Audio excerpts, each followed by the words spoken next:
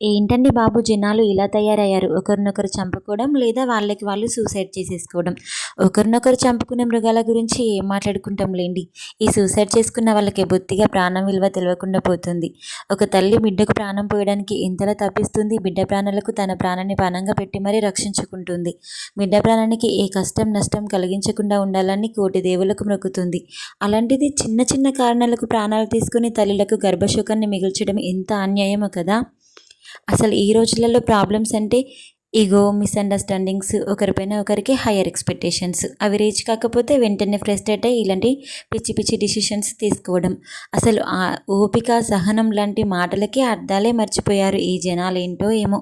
ఒకప్పుడు ఎంతటి కష్టం వచ్చినా ఎంత నష్టం జరిగినా ఒకరికొకరు అనుకొని బ్రతికేవాళ్ళు. ఇప్పుడైతే అలా కానే కాదు. చంపు లేదా చావు అనే సిద్ధాంతం పైన నడుస్తుంది. ఇంకెన్ని చూడాలో ఏమో ఈ సమాజంలో.